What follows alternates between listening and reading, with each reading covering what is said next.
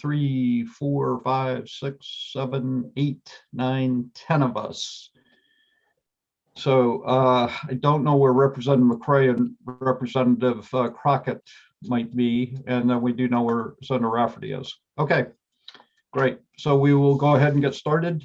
And Eli, if you could take us live, that'd be great. We are live. Good, thank you.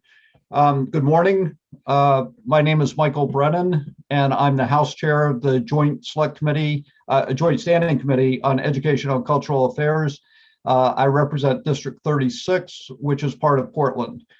Today, we have scheduled a number of different items for work session. Work sessions obviously are a little bit different than public hearings in the sense that it's an opportunity for the committee to discuss bills that are for us and potentially take action. Typically, we do not take public comment unless there is a member of the audience that has something relevant to add to the work session, or if they're called upon or asked to be called upon by a member of the committee or the chair of the committee. This is a live proceeding, meaning that it is on YouTube. So we expect appropriate comment, decorum as a result of the fact that it is live. And it's just a reminder to not only committee members, but members of the public that their comments are flowing to a larger audience than they might just see on the Zoom presentation. So before we start the official committee work, I would like to introduce members of the committee. And since I've already introduced myself, I will now turn to Senator Daughtry and ask her to present, to introduce herself. Thank you, Mr. Chair. Good morning, everyone. I'm Maddie Daughtry. I represent Senate District 24, which are the communities of Brunswick, Hartsfield, North Yarmouth, Freeport, and Pownell. I also apologize. I will have to be, I have to run at 10 a.m. for a budget briefing, but I'll be in and out with bills all morning. Thank you. And we'll go to Senator Woodson. Good morning, Dave Woodson, District 33, Senate District 33, Northwestern York County. Thank you. And Representative Millett. Good morning, I'm Rebecca Millett. I represent House District 30, which is most of Cape Elizabeth.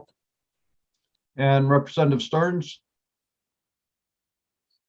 Good morning. My name is Paul Stearns. I represent House District 119, which consists of a dozen towns and the unorganized territories of Piscataquis County. And Representative Lyman. Morning, Sheila Lyman, District 74, which is J, Livermore Falls, and part of Livermore. Thank you. And Representative Roach. Good morning, Representative Tim Roach, District 7 Wells. And Representative Salisbury. Good morning. My name is Sue Salisbury, and I represent House District 35, which is part of Westbrook. And Representative Sampson. Thank you, Mr. Chair. I'm Heidi Sampson, representing the good people of House District 21. That's Alfred, Limerick, Shapley, Newfield, and Parsonsfield. Thank you. We do have 3 other committee members. We know Senator Rafferty is unable to join us today, and we may be joined by Representative McCray as well as Representative Crockett. We are also joined by our OPLA staff person, Hillary Risler, who will be with the committee and commenting on a number of different issues as we move forward. And we're also assisted by our able committee clerk, Eli Murphy. And if there are members of the public that would like to be recognized, please let Mr. Murphy know, and we will try to get you before the committee as appropriate. Representative Dodge, were you waving or raising your hand? Thank you, Mr. Chair. I'm wondering if I'm here. I have not introduced myself, and because of my computer issues, I feel like Horton hears a who. Okay. Am I visible at this time? No, go right ahead. Go right ahead. We can hear you and see you. Yikes, that's your problem. Thank you, Mr. Chair. Good morning. My name is Jan Dodge. I represent House District 97, which includes Belfast, Northport, and Waldo. Good morning, everyone. Great. Thank you very much. And at the request of the sponsor, we are going to start with LD 1789, an act to modernize funding of publicly funded tuition students attending CTE programs. And I would like to recognize Senator Maxwell, who is the sponsor of the bill. Good morning, and thank you for being with us. And did you want to make a couple of comments at this point?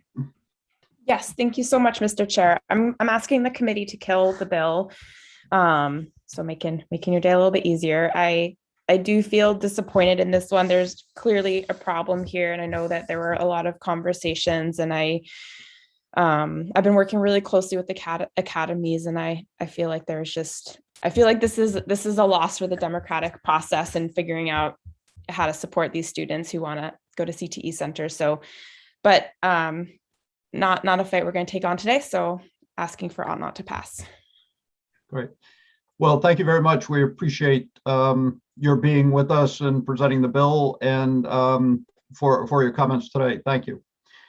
And I suspect that we will continue to have discussions, and that this issue will come back before us at some other time and some other place. So thank you. Representative Millett, did you have a question? I'm just wondering if you are ready for a motion. I'm pretty close to it. And are there any questions of the senator from members of the committee? Seeing none. Thank you very much again for being with us today. So Representative Millett, I would be looking for a motion. Mr. Chair, I would move ought not to pass. Okay, is there a second? I would second that, Mr. Chair. Thank you. So Representative Dodge is second. So we have a motion by Representative Millett, ought not to pass on LD 1789. It's been seconded by Representative Dodge. And I would ask Mr. Murphy if you would call the roll. Sure. On a vote or on a motion of ought not to pass by Representative Millett, Senator Rafferty.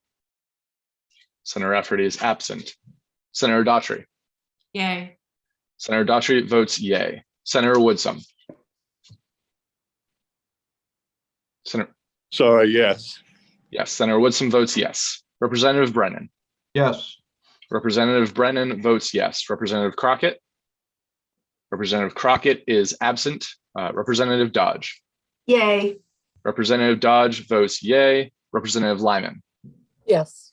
Representative Lyman votes yes. Representative McCray. Representative McCray is absent. Representative Millett. Yes. Representative Millett votes yes. Representative Roach. Yes. Representative Roach votes yes. Representative Salisbury. Yes. Representative Salisbury votes yes. Representative Sampson. Yes. Representative Sampson votes yes. Representative Stearns. Yes. Representative Stearns votes yes. In a vote of 10 yes, 3 absent, the motion carries. Thank you very much. And Mr. Murphy, I know that you'll notify the 3 members who are absent that they do have the opportunity to vote on the bill. Absolutely. Okay, thank you. So given the vote, I will close the work session on LD 1789, and we will now move to LD 1777. And Mr. Murphy, is Representative Martin with us? I do not see him in the attendees list. I know a link was sent to him. Okay, and we don't see any of the superintendents that would be able to speak to this issue? Not that I see, no. Okay. If there is one, if there is, my apologies. If there is anyone in the attendees list who could speak on LD 1777, would you please raise your hand? Seeing none, no. Okay. And Ms. Risler, you have not had any communication or correspondence with Representative Martin? I have not received anything at this time. Okay. So I'm going to suggest that we table the bill and I would accept the motion rather than have Ms. Risler go through the bill analysis, given the fact that we don't have the people here or be able to move any further than her analysis at this point. I think the most appropriate thing would be to table the bill. So Representative Dodge, did you want to make a tabling motion? Yes, Mr. Chair, thank you. I would make a motion that we table LD 1777. Thank you. Is there a second? Second. Thank you. Can we just do a show of hands rather than call the roll? How many people are in favor of tabling? Representative Stearns, Representative Lyman, are you? You're not in favor of tabling. Okay. So we have, let me see, 1, 2, 3, 4, 5, 6, 7, 8, 9 in favor of tabling and 1 opposed. So the tabling motion does prevail. So we will try to get some additional information from Representative Martin and reschedule this at a later date. Mr. Murphy. Simply for public information, the vote was 10 in favor of motion, 1 opposed. Okay, I'm sorry. Including yourself. I missed somebody along the way. We've also been joined by Representative Crockett. Would you like to introduce yourself at this point?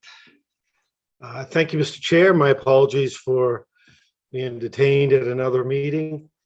Ed Crockett, District 43, which is part of Portland and part of Falmouth. Great. Thank you very much and good to see you this morning. So we will now close the work session on LD 1777, and we will now move to LD 1931, which is a resolve regarding legislative review of portions of Chapter 40 rules for medication administration in Maine schools, a major substantive rule of the Department of Education. And we will turn to Ms. Risler for a bill summary. Thank you and good morning. And I will start by sharing my screen. So as Representative mentioned, this is LD 1931, which is the department's major substantive rule on Rule Chapter 40. This provisionally adopted rule, I provided some links for where you can find it, although I do believe you all have hard copies as well. One thing I did want to note in the amendment, as I was going through it, I noticed that some of the revisions were underlined and some of them were in italics. And so I just wanted to make sure the committee knew that those italicized provisions were also amendments to the rule. Getting to the substance, the statutory authority for the rule is in Title 20A, Section 254, subsection 5, which provides that the commissioner shall provide for the administration of medication within schools, including by adopting rules for the administration of medication in public or approved private schools, and including the training of unlicensed personnel to administer medication. The department revised the rules to improve practice of medication administration in schools statewide and in accordance with a couple of recently enacted laws.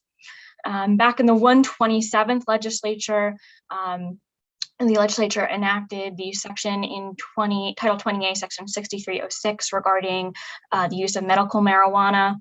The rule amendments addressing that component were actually submitted by the department in 2020 in the 129th legislature, but it was one of those bills which died upon adjournment after early adjournment in 2020.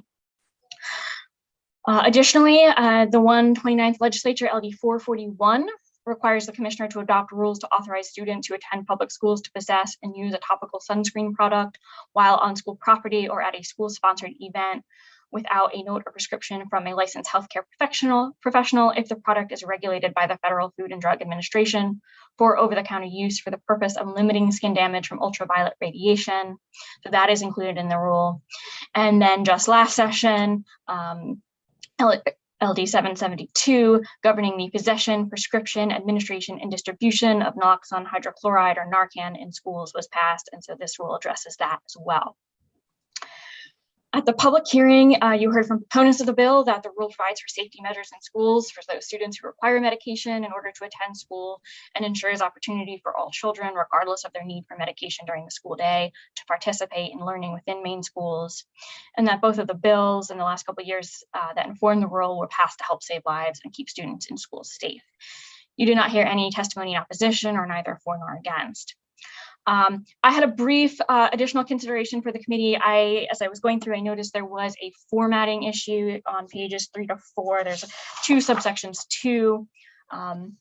So that, and then on page 5, when you were reading through the rule, it looks like there was an edit probably made at some point during the rulemaking process that somehow did not get deleted appropriately.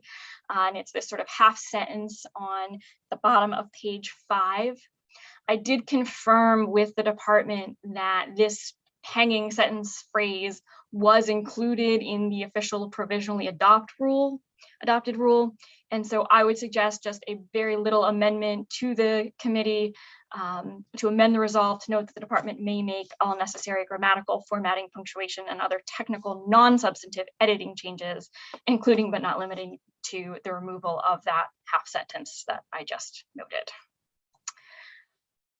I also included at the bottom of the bill analysis the review criteria that we went over last week. I wasn't going to go through that again, but did want to make sure you had it in front of you. And lastly, I do want to just briefly touch on the voting procedure for major substantive rules, as it's a little bit different than your normal voting procedure.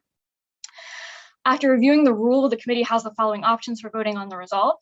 One option is just simply to vote a straight ought to pass to authorize adoption of the rule with no changes. Because this rule was filed within the rule acceptance period, if the committee were to vote ought not to pass, this would constitute a failure to act and would actually accomplish the same thing as an ought to pass. Basically, killing the resolve is considered a failure to act, and therefore the department would be allowed to adopt the rule, which is really confusing. But essentially what you need to know is if you don't want the department to finally adopt this rule, you vote should be ought to pass as amended, with the amendment being that the department is not authorized to adopt the rule. The third option, of course, is that you can authorize the department to adopt the rule, but only if specified changes are made. I know that's confusing, but if I am clear on your intent, I will help clarify when the vote comes and make sure that the vote accurately reflects what you would like to happen. Okay. Thank you, Ms. Risler. Are there any not questions on the voting process at this point, but are there any questions on her summary on the substance of the rule that's presented? Any questions from members of the committee? Okay. Seeing none, are there any questions on the very small amendment that Ms. Risler noted? Seeing none. So I believe at this point we are ready for a motion. And Representative Millett, are you prepared to make I'm sorry. Before we make a motion, Mr. Murphy, did you? I will just mention that the department has indicated that both J.C. Homes as well as individuals for each of these bills will be available. So if there are external inputs that you would like, I can bring them in as well. But they are here and available for all of the 3 remaining bills. Okay, thank you. And just noting that, does anybody on the committee have any questions of representatives from the department? Seeing none, I'll now go back to Representative Millett. Would you be prepared to make a motion? I am, Mr. Chair. I move ought to pass as amended, with the amendment being the one supplied by Ms. Risler. Great, thank you. And is there a second? Representative Dodge. I would second that motion, Mr. Chair. Thank you. Thank you. So we have a motion before us, ought to pass as amended on LD 1931. Are there any further comments, discussions from the committee? Seeing none, I'd ask Mr. Murphy if you would call the roll. On a motion of ought to pass as amended on LD 1931, Senator Rafferty. Senator Rafferty is absent. Senator Daughtry. Yay. Senator Daughtry votes yay. Senator Woodsum. Hillary, could you explain that motion again? What it does? Sure. So there is basically, when this was provisionally adopted, there was some formatting issues where some subsections were not numbered correctly. And there was a sentence at the bottom of page 5, and I can bring it up on my screen again. Is probably the easiest way to do this. So this is basically what the department wishes. Have they expressed anything on that? I did touch base with them regarding making sure that that sort of sentence that was added but doesn't say anything should be deleted, and I don't think they had any objection to that. Okay, I'll vote yes. Senator Woodsum votes yes. Representative Brennan. Yes. Representative Brennan votes yes. Representative Crockett. Yes. Representative Crockett votes yes. Representative Dodge. Yay. Representative Dodge votes yay. Representative Lyman. Yes. Representative Lyman votes yes. Representative McCray. Representative McCray is absent. Representative Millett. Yes. Representative Millett votes yes. Representative Roach. Yes. Representative Roach votes yes. Representative Salisbury. Yes. Representative Salisbury votes yes. Representative Sampson. Yes. Representative Sampson votes yes. Representative Stearns. Yes. Representative Stearns votes yes. On a vote of 11 yes and 2 absent, the motion carries. Thank you very much, Mr. Murphy, and Ms. Risler, thank you for your summary, and thank you for the committee for the vote. So I will now officially close the work session on LD 1931, and we will now proceed to a work session on LD 1932, a resolve regarding legislative review of portions of Chapter 132, learning results, parameters for essential instruction, a major substantive rule of the Department of Education. So again, we'll officially open the work session, and I will turn to Ms. Risler for her summary of the bill. Yes, so this is LD 1932, and this resolve provides for legislative review of portions of Chapter 132, learning results, parameters for essential instruction. As you know, the system of learning results are reviewed on a 5-year cycle pursuant to statute. This year's review includes the health and physical education standards, visual and performing arts standards, and world languages standards. The rule reformats the standards into the newly designed main learning results structure. The structure divides each content standard into 3 stages of development: childhood, pre-adolescence, and adolescence. And within those 3 stages, there are 3 associate grade levels: elementary, middle, and high school. In addition, the 3 descriptors, strand, standard, and performance expectation, in their corresponding definitions have been standardized.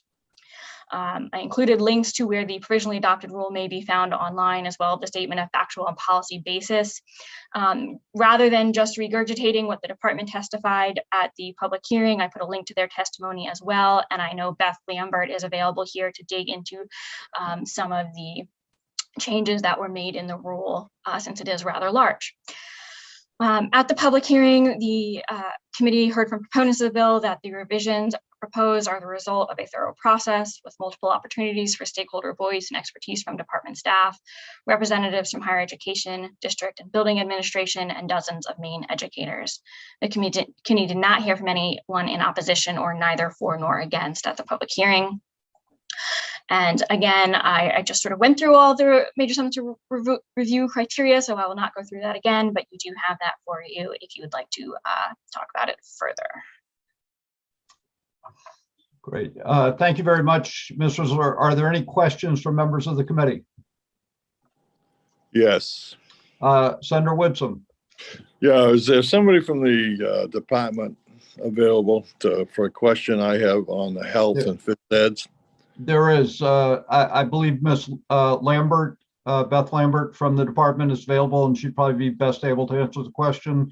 So Mr. Murphy, I do see that Ms. Lambert is with us. Good morning. Thank you very much. Could you just briefly introduce yourself? Good morning. My name is Beth Lambert. I'm the Director of Teaching, Innovative Teaching and Learning at the Department of Education. Thank you. And Senator Woodson has a question for you. Sure. Yes, thank you. Thank you, Ms. Lambert. Could you summarize what the change is in the health and PE portion? Sure. One of the health and PE were pretty minimal as far as their overall changes. And I would say one of the more noticeable ones is to really separate the strands of health education and physical education, to really identify that those are not just one and of the same, and that there are uniqueness to what sort of learning outcomes you're looking for when you're teaching a health course versus a physical education course. Sometimes they are combined in our schools, but there was a real need on the committee to separate those two. You see very minor changes otherwise in health, as far as just updating wording that has been outdated and is no longer used since 2007 when the last update was done. What you also see in the health and physical education, when you talk about physical education, the standards that were revised in 2007 got down to a level in their performance expectations of high specificity, and what the committee, which was made up, of course, of physical education teachers, really felt that became very limiting for them, and that it seemed as though that was all they could do. And they wanted more flexibility to have the broader concepts that they were to cover in physical education without identifying specific topics that must be touched on, which is a trend that we've seen in all of the revisions, quite honestly, over the last 4 years, is this desire to sort of zoom out a little bit and make the and really have the standards truly be benchmarks that we're trying to hit, instead of identifying those specific topics along the way, and giving that autonomy back to our teachers and our districts to determine the specific curriculum and topics that want to be discussed along the way as they implement those standards. That I would say that would be broad. If you want me to go more deeply into something, we can. That would be my first stroke through. No, that's good. Thank you. Yep.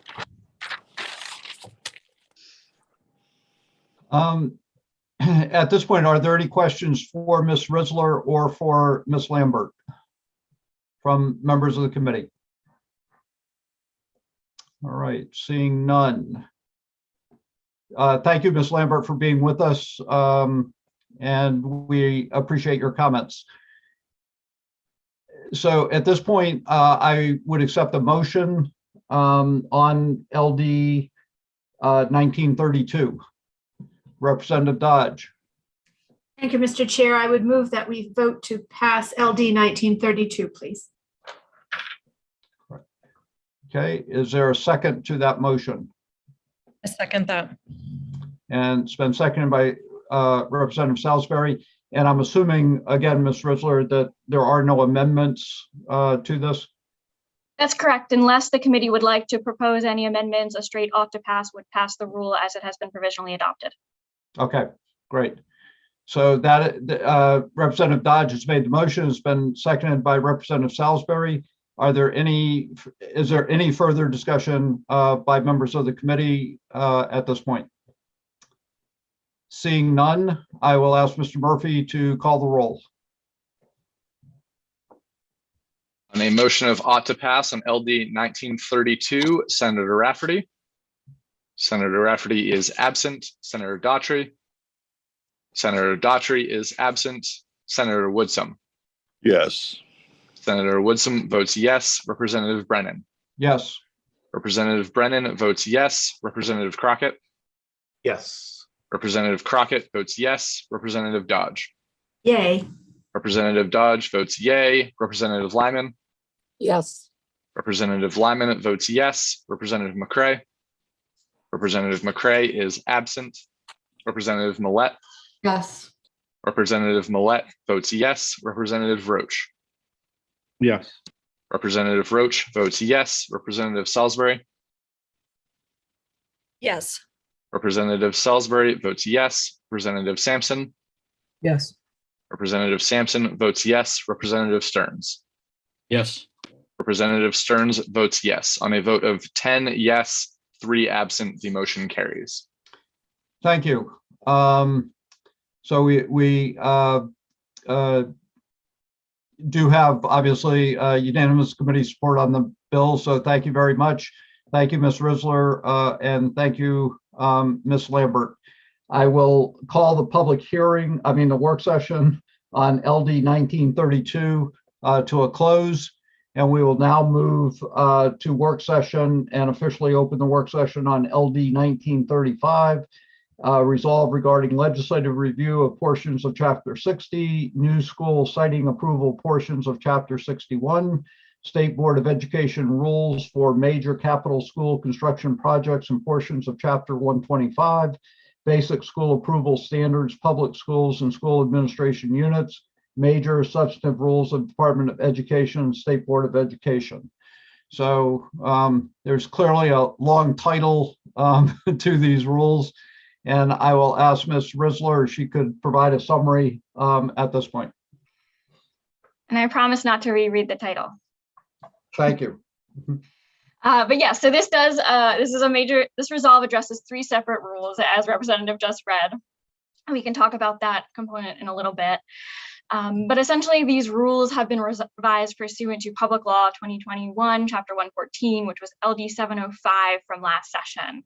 And that rule required that the Department of Education and the State Board of Education, as applicable, amend these 3 rules to require standards governing air quality and ventilation for all public schools, including schools with mechanical and non-mechanical ventilation systems. The law further provided that these standards must apply to all public schools and must apply no earlier than July 1st of 2022 and no later than July 1 of 2026. The rules are major substantive rules, and the department was required to submit the provisionally adopted rules for adoption to the committee by January 4th of 2022. All 3 of the rules include essentially the same sentence, so I will only read it once, but that sentence is that the school administrative unit will utilize the best available national practice standards of the American Society of Heating, Refrigerating, and Air Conditioning Engineers, or ASHRAE, for inspection, maintenance, ventilation, and filtration.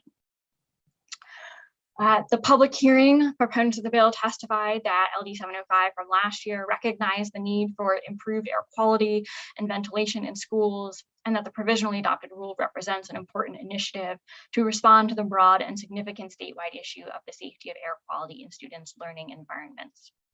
The committee did not hear any testimony in opposition. However, the committee did hear from the department regarding a neither for nor against position, with some concern over the bill's content and relevance as it relates to Chapter 60, new school siting approval, which doesn't contain building codes or technical information, as well as some concern on the cost burden placed on local school units to fully implement and comply with the proposed requirements.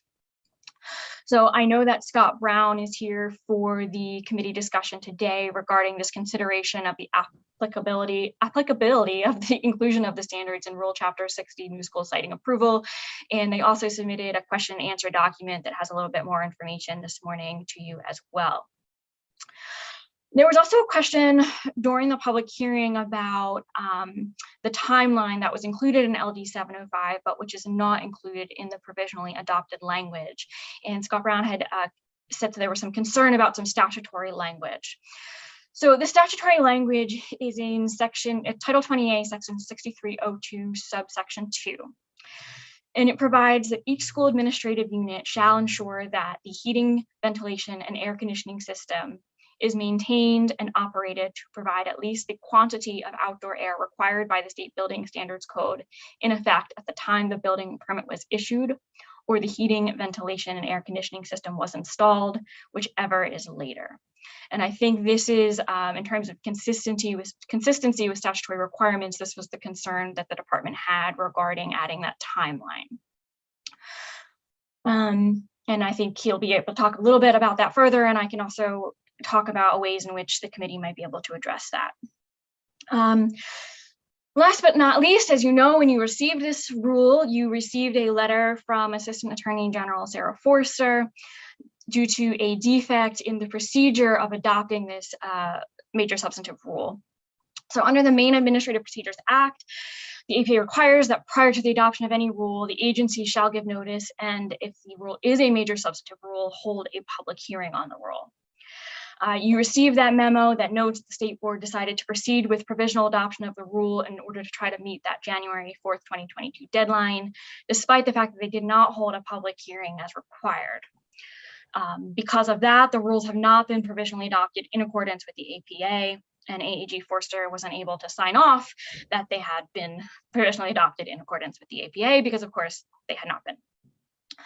So as she noted in her memo, this is a defect that the committee is able to correct. If the committee wants to authorize final adoption of the rule, I would suggest amending the rule to provide that its final adoption may occur notwithstanding that statutory provision that I just cited. So basically you'd say, notwithstanding the fact that it didn't have a public hearing during the rulemaking process, the committee nevertheless is authorizing final adoption. I think that's really all you would need to do. But if the committee would like to provide any further explanation, the committee could also amend the resolve, either maybe in the emergency preamble or through this summary even, to just note that although the department did not hold a public hearing on the proposed rules at the time of provisional adoption, the committee did hold a public hearing on the resolve prior to your authorization of final adoption. But whether you want to go into that detail, I think is up to the committee. So committee requests for additional information. One of the main questions was whether the federal COVID-19 funds could be utilized to alleviate the financial burden on schools to comply with the standards.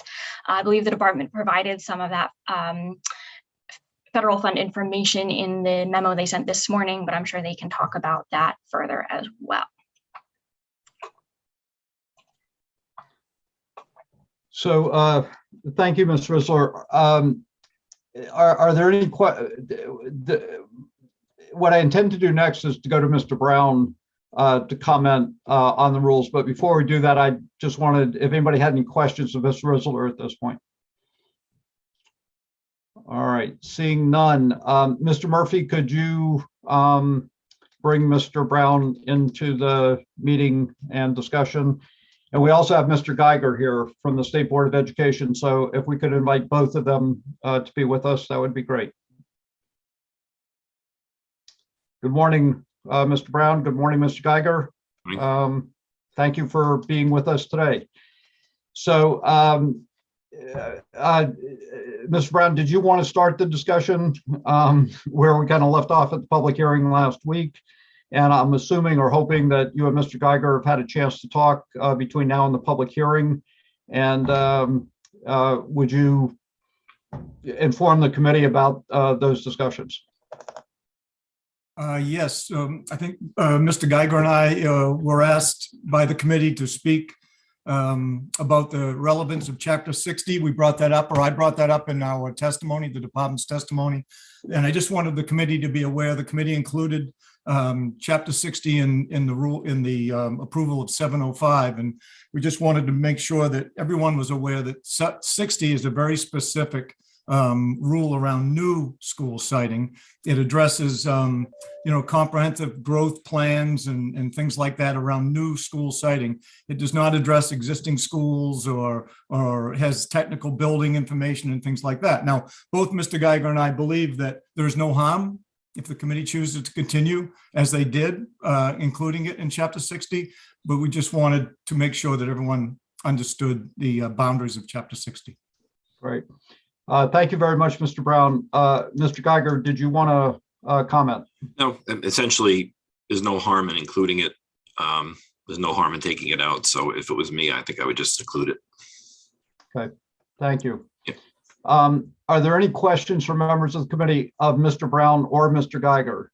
Representative Dodge. Thank you very much, Mr. Chair. I would simply ask, should there be an asterisk or a cross-reference in statute if people go in our purple book or whatever color it will be next to Chapter 60, should we then let people know where else in statute this should be? And should that be part of this language? Thank you. Perhaps that's for Ms. Risler. Yeah, I would direct that question to Ms. Risler. Ms. Risler, would you like to respond? Sure. So one thing that can be difficult when these rules come through committee is that the process, the legislative instrument by which you approve or don't approve of authorization of the rules is a resolve. And as you know, resolves provide for unallocated language, and they do not allow you to amend statutory language. And the way this has been interpreted over time is that resolves cannot be turned into acts that can therefore change statutory language.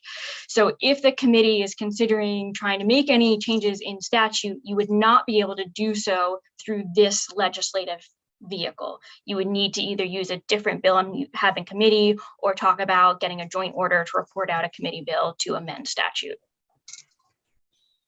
A follow-up, if I might, Mr. Chair. Certainly. Thank you, Ms. Risler. And I had forgotten some of those details. But my question remains, in the ease of following rules and accessing information about ventilation in schools, an asterisk in statute for cross-references still would not work. Is that correct? No, so the way we refer to rules in statute is to authorize the department to adopt rules or to amend the rules or to have the rules, and that essentially is the cross-reference. I do know, however, the department does make sure that in their rules they include the cross-reference to the statutory authority for that rule. So it is there in both places, just in a slightly different way. Representative Stearns. Thank you, Mr. Chair, and thank you, gentlemen, for being here. My question to each of you is, do you have any angst at all in the fact that there was no public hearing on this?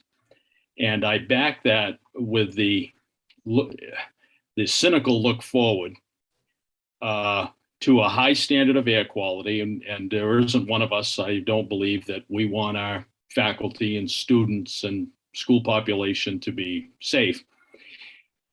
But what happens when the rubber hits the road and we have a school building that doesn't meet the ASHRAE standards?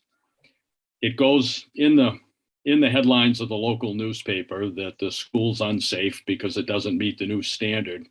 And yet it's the finest air quality in any building within 100 miles.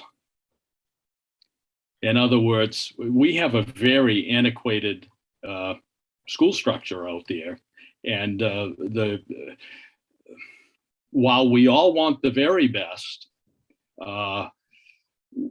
without the ability for the public to weigh in on what they may be picking up for some huge renovations, might be a consideration on how I would vote on this bill. So any thoughts on the lack of a public hearing?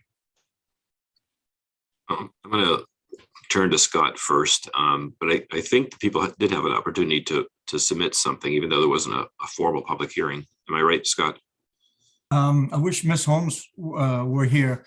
She administered that process, and I do not believe she received any written comments. And there has been little activity in the work that we've received, and that would be the limits of what I know. JC would know better. There she is. Yeah, it's interesting because different buildings have different ventilation requirements, and I know I renovated my office building, and there's a certain amount of airflow that we have in a hospital is different than an office building, which may be different than a school. My feeling is this is going to be a big deal trying to get all ventilation in every school building in the state done on time. But the guidelines from ASHRAE, I think, are a good starting point. I see that Representative Millett has a question, Representative Sampson, but I wanted to give Ms. Holmes an opportunity to respond to the question that Representative Stearns raised. Ms. Holmes, could you introduce yourself? J.C. Humps. I'm the Federal State Legislative Liaison and the Rulemaking Coordinator for the Department of Education. And we did have a public comment period, which ended on October 29th. It was advertised in the papers as well as a priority notice that goes out to all of our interested parties across the state. And there were no comments provided by anyone. And what we also provided was a response to, I believe, Representative Dodge's question as to how many federal COVID dollars have been allocated to ventilation, air quality, and air conditioning. And as of yesterday morning, $133,842,150.18 have been allocated to ventilation. Those monies can be used up through 2024. So there's been a significant amount of federal funding used above and beyond what I think we might have reported last session as 16 million allocated at that time. Thank you. Thank you, Ms. Holmes. I'll now turn to Representative Millette and then Representative Sampson. Representative Millette, you had a question.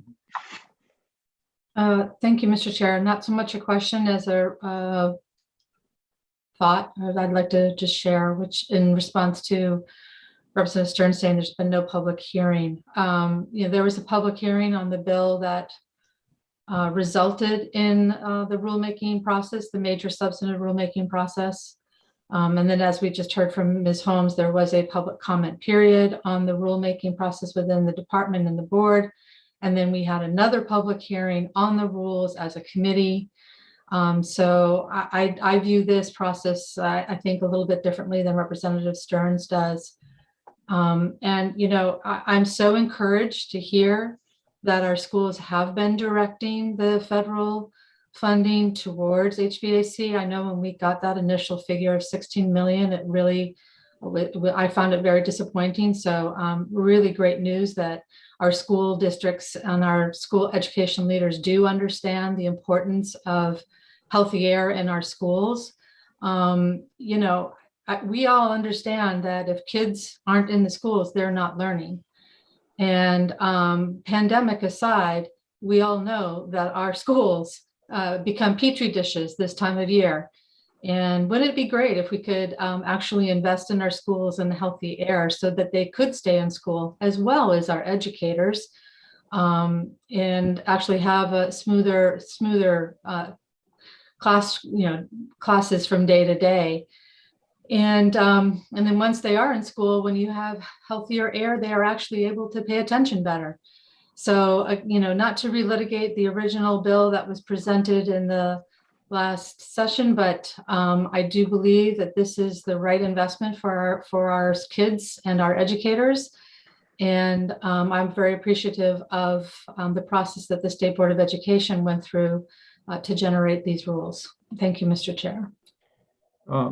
Thank you, Representative Millette. We'll now turn to Representative Sampson. Thank you, Mr. Chair. And to Representative Millette's point, I know she was very vested in that bill last session, and I'm not disputing that at all. But what I would like to propose to what Representative Stearns mentioned is that, I think if we don't have a bill on the change, a hearing on the changes that have been presented, and then we're acting unilaterally outside of the public hearing sphere, I think that is not a precedent we want to be setting. And I think especially right now with the restrictions and the limitations, I should say, not restrictions, but limitations and struggles that people have to communicate with us legislators because of all of the technology and the inaccessibility that we have. I really think that we should be thinking about stepping back and letting the public weigh in on this. If this is really something that the public wants to be doing, we should be hearing from them and not acting in a manner that's sort of unilateral to them. So I would want to put a pause on this just for the purpose of precedent. Thank you. Thank you, Representative Sampson. Representative Stearns.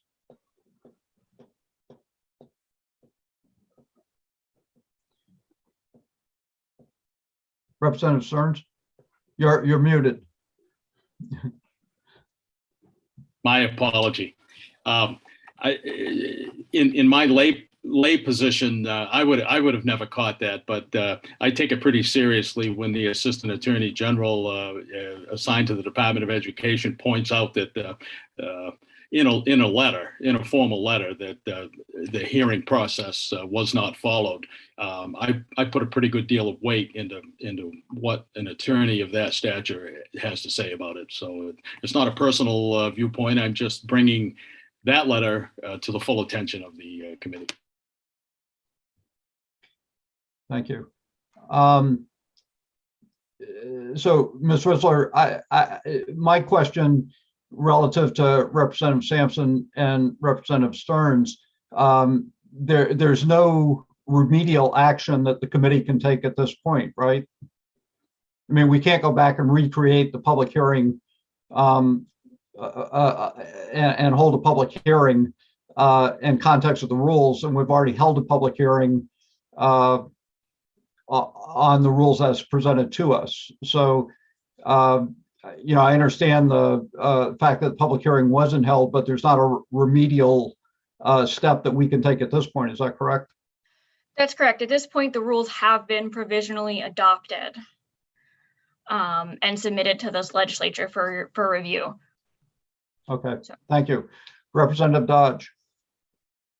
Thank you, Mr. Chair. That answers my question. Okay, thank you. So at this point, Representative Millett, did you have a question? Yep, thank you. In that letter, Ms. Risler, did the Assistant Attorney General indicate that the provisional rules were no longer provisionally adopted because of that? I don't believe so. I believe the rules were provisionally adopted. So obviously then the Assistant Attorney General felt that the process was sufficient enough to allow the department to provisionally adopt those rules, correct? I don't want to weigh in. Obviously, I was not part of those conversations, so I want to be a little bit careful. What I will say is that. Yeah, I'm sorry, that was not phrased correctly. Was there anything in the Assistant Attorney General's letter that indicated the department had incorrectly provisionally adopted the rules? Yeah, well, yes, I believe there is a defect in the adoption because the public hearing was not held in the rulemaking process. But what the Assistant Attorney General indicated was that the legislature could cure that defect by amending the resolve to finally adopt the rule, notwithstanding that defect. Notwithstanding, thank you. Okay. So are there any other questions? We do have Ms. Holmes with us, Mr. Brown and Mr. Geiger. Are there any other questions from members of the committee for them? Representative Dodge. Thank you, Mr. Chair. And thank you, gentlemen, for being here this morning. My question is around a timeline for the utilization of the funds applied to identified needs in our schools. Are we ready to roll?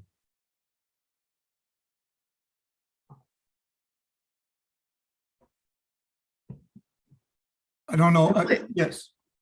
I believe I could respond to that question. The various funding streams that are COVID related have different dates of end usage. The Carissa funds, which is the last 9 million, goes out until 2024. And the others are like 2023. So all $133 million has been allocated, and they're proceeding with those pieces of work for the ventilation system as they can get the work done.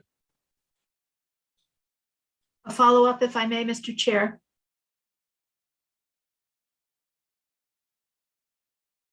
Yes. Thank you, Mr. Chair. So, Ms. Holmes, that means that school systems understand the process by which they can procure the funds. They've begun that process or are in process, and our funds will be utilized to the fullest extent broadly across the state.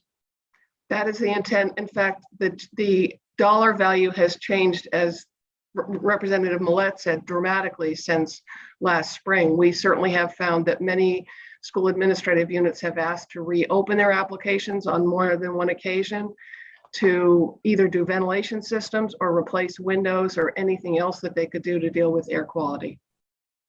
Thank you so much. Yay. I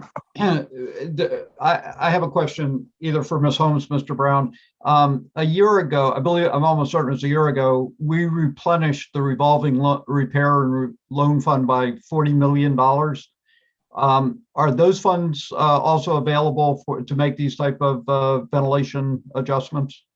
Yes, we just administered a cycle in response to those funds becoming available. And I believe about $17 million of that money went towards indoor air quality projects. Those projects haven't been completed, but the awards have been identified, the recipients have been identified, and that work will begin hopefully this spring and summer. So in addition to the federal funds that Ms. Holmes identified, there also have been state funds through that revolving loan fund that are available to school districts to make these adjustments to ventilation systems. And both are in play at this point. That is correct. Great. Okay, thank you. Any other questions again for Ms. Holmes, Mr. Brown, or Mr. Geiger before we move on? Okay, any questions for Ms. Risler at this point? Seeing none. Mr. Geiger, Mr. Brown, Mr. Holmes, thank you very much for being with us today, and thank you for the State Board and the department's work on this issue. So at this point, I'm ready for a motion. If Representative Dodge, did you want to make a motion or did you have a question? I'd like to make a motion, Mr. Chair. Yes, please. I would move that we pass LD 1935 as amended, final approval notwithstanding that a public hearing has not been held. Thank you. Is there a second to that motion? Second. It's been seconded by Representative Millette. And Ms. Risler, was the motion correct? It sounded right. I just want to make sure. If the intent, yes, if the intent of the motion is to include language that final adoption is authorized, notwithstanding that a public hearing was not held during the rulemaking process, that is the correct motion. Correct. Thank you very much. So it's been moved by Representative Dodge, ought to pass on LD 1935 as amended. It's been seconded by Representative Millette. Is there any further discussion or comment by the committee? Seeing none, I would ask Mr. Murphy to read the roll or call the roll. On a motion of ought to pass as amended on LD 1935, Senator Rafferty. Senator Rafferty is absent. Senator Daughtry. Senator Daughtry is absent. Senator Woodsum. Yes. Senator Woodsum votes yes. Representative Brennan. Yes. Representative Brennan votes yes. Representative Crockett. Yes. Representative Crockett votes yes. Representative Dodge. Yay. Representative Dodge votes yay. Representative Lyman. No. Representative Lyman votes no. Representative McCray. Representative McCray is absent. Representative Millette. Yes. Representative Millette votes yes. Representative Roach. Representative Roach is absent. Representative Salisbury. Yes. Representative Salisbury votes yes. Representative Sampson. No. Representative Sampson votes no. Representative Stearns. Yes. Representative Stearns votes yes. On a vote of 7 yes, 2 no, and 4 absent, The motion carries. Is there a minority report? I guess ought not to pass. Not to pass. Thank you. Representative, I'm sorry, Ms. Rizzler. So this is that really weird rule thing where an ought Right. not to pass means ought to pass. So Right. if I'm correct and you do not want to authorize final adoption, it would be ought to pass as amended, and the amendment would be that final adoption is not authorized. Okay, thank you. I Is that- realized, I realized what I did. Yep, okay. I ought to pass as amended that there should be a public hearing before we pass this. Thank you. I don't know how to do that, Hillary, but my objection is that there was no public hearing. And I think that's a valuable piece that was brought to this. And if we're to represent the people, that should be priority. And I don't know how we do that. So I'm open to suggestions. Okay, yeah, so at the very least, the ought to pass amended final adoption is not authorized, and I'll see if I can figure out language that achieves the intent, and I'll reach out to you if I need to. Either way, it will come back for language review. I appreciate it. Thanks. Okay, thank you. So I will officially close the work session on LD 1935. And surprisingly, and with great deal of relief, that concludes our work for today. I'm sorry, Ms. Rizzler, did I speak prematurely? Yes, could we have time for 2 language reviews? We have what? 2 language reviews. Oh, 2 language reviews. Okay. If I may, the first one is LD 680. I just sent these out to you this morning, so they should be in your inboxes. LD 680 was the resolve to reestablish the task force to study the creation of a comprehensive career and technical education system.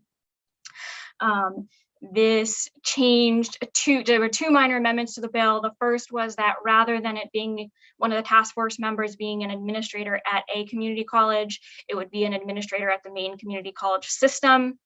And then the second amendment was just updating the dates, because as you may recall, this was a carryover bill. So the original dates in the bill would have had the report back last session, and this pushes it to next session for presentation to the first regular of the 131st. This amendment also would add the appropriations and allocations section. I would note, however, that this is, in this case, just an allocation. As you may recall, this bill requires outside funding. And so the fiscal note indicates here that the bill requires the study to be funded from outside funding, and therefore it's an allocation for that funding. If funds are not raised for the cost of the study, then they are not authorized to meet. So that is, there is that fiscal note, there is the appropriation section, but it's based on the allocation for the funds to be received. Okay, are there any questions of Ms. Rizzler from members of the committee? And this will have to go through, it goes to a legislative study table? Yes, that will still go to the legislative study table. Okay. Thank you. All right. Seeing none, we'll go to the next. So this was LD 1902, and this is the majority report. The minority was an ought not to pass.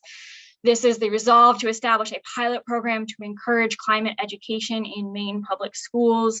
The amendment to this bill was, rather than allowing funds from state and any other sources, it amended it to provide and that it may only accept funds from the state and federal sources. The fiscal note, the fiscal note indicates the $3 million, which was included in the original bill, as well as you'll see that $500 in the federal expenditures fund that just is that placeholder for receiving any federal funds for the pilot program. The appropriations section of the bill would be replaced with what you see here, which provides for the one-time funds for the grants, that $500 placeholder for the expenditure of federal funds, and the one limited period regional education representative position, which would be effective September 1st of 2022 and would end June 30th, 2025.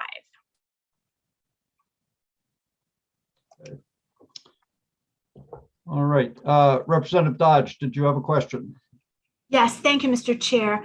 I believe this is for someone in the department. Would this bill and the administration of this bill intersect with professional development, the professional development coordinator, or if not that person, who would be responsible in the department for administering this program, please? Will it fall under the umbrella of professional development? Ms. Holmes is here. Can you answer that question for Representative Dodge? I will attempt to. I believe that it probably would fall under Beth Lambert with the innovative teaching and learning. A follow-up, if I may, Mr. Chair. Yes. So how many positions currently exist in the department that deal with professional development of this sort other than Ms. Lambert, please?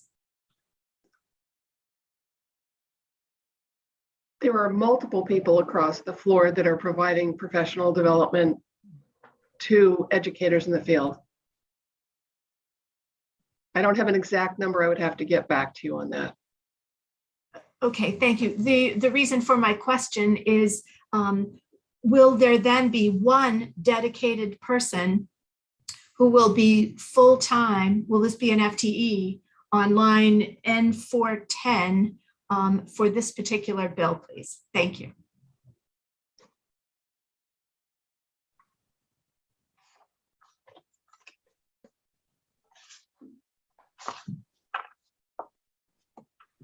Could I respond back? Yes. Once I've conferred with Beth? Okay. Yeah. Ms. Whistler, maybe you can answer that question. I thought the bill did call for one full-time position in the department to administer the program. So it indicates it's for one limited period, and it provides this the amount being appropriated, but I don't see anything specifically that they'd be a full-time person. So I don't think I have that answer, although I am looking quickly. But it does allocate funding for a position. Yes, it does fund, it allocates 85,000 or yeah, 85,021 in personal services and 8,998 in all other. Right. For that position for each year of the program. Okay. So does the committee want me to hold off on reporting that out until we get that answer, or are you okay with it to be reported out? You'll just get the answer when Jason can bring it back to you. I think that'll be fine. Okay. And Ms. Holmes, if you could get the answer and just convey it to the committee, to Ms. Risler, and she'll convey it to the committee as quickly as possible. We'll do that. Okay, thank you. Representative Millette. Thank you, Mr. Chair. Yeah, I just want to, it looks like the fiscal note does acknowledge the creation of that position and funds it from the revenue received. So hopefully we all can agree and the bill can go on its merry way.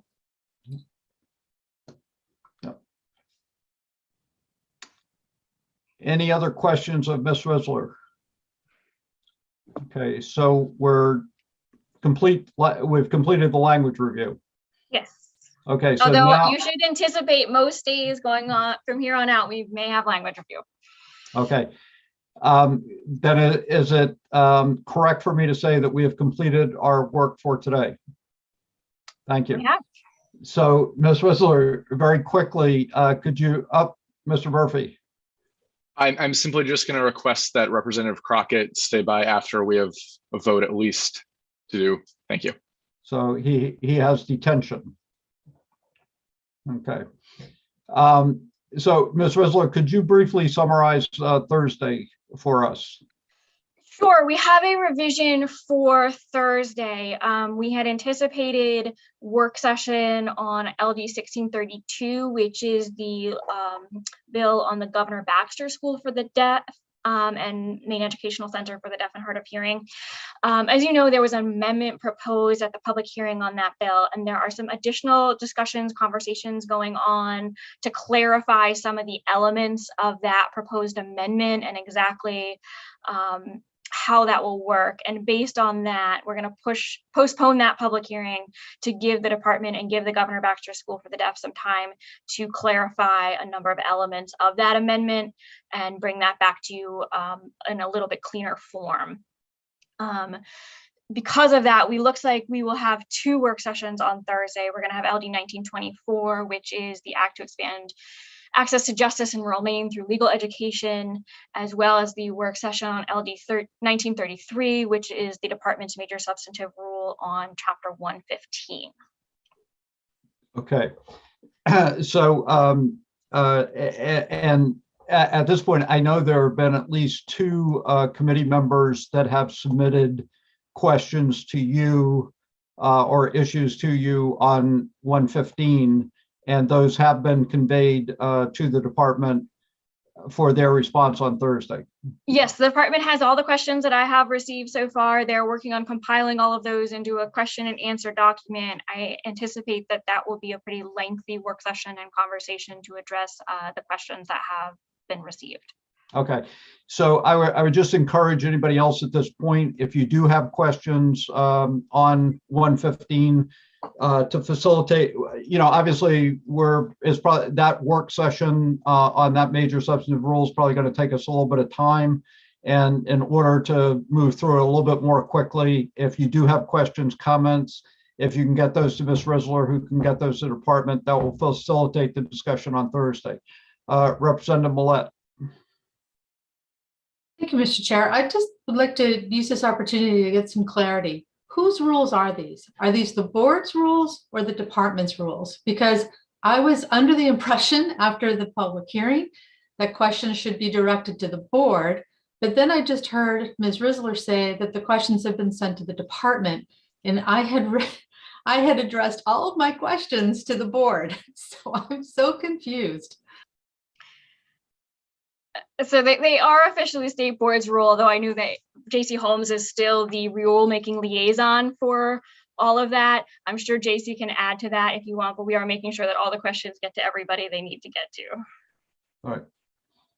And I just simply made that reference. As you know, I mean, the board does not have any staff per se, other than through the department.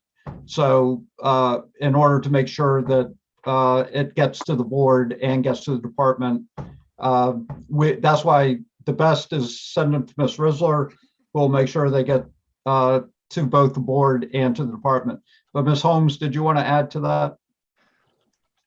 Upon receipt of all of the additional questions on Sunday, I put them in a shared document with the other ones that had occurred during the hearing and sent them to Fern Desjardins and Wendy Alt, who are the state board individuals, as well as to Dan Chuda, because he might have had background as it related to the consensus rulemaking. So they are well underway. The state board individuals are continuing to look at those today.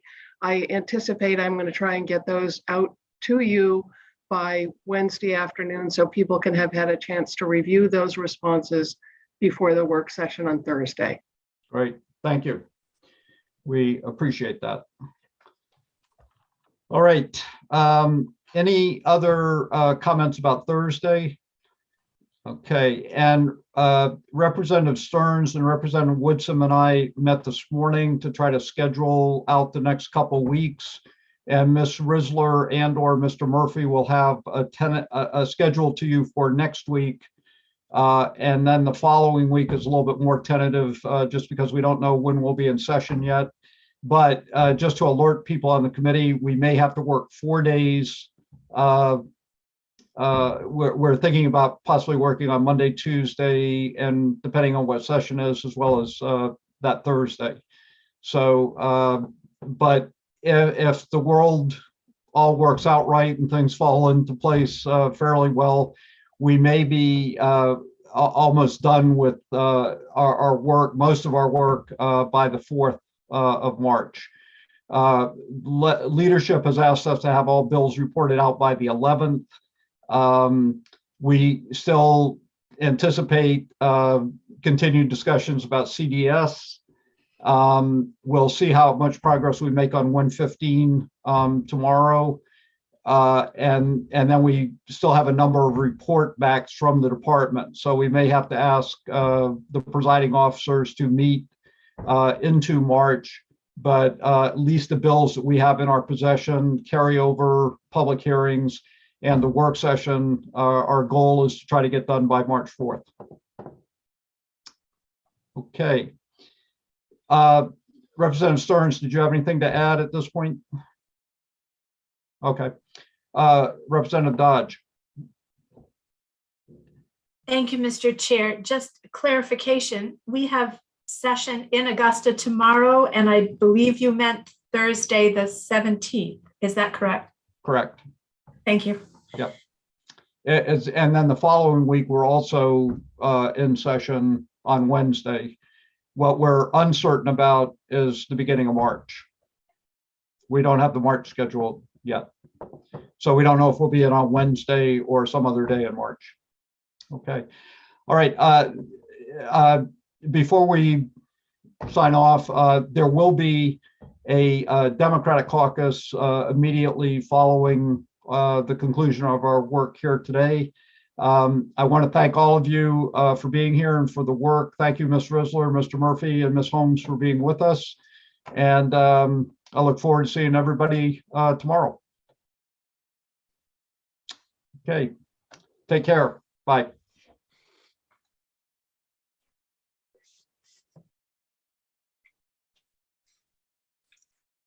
Good morning.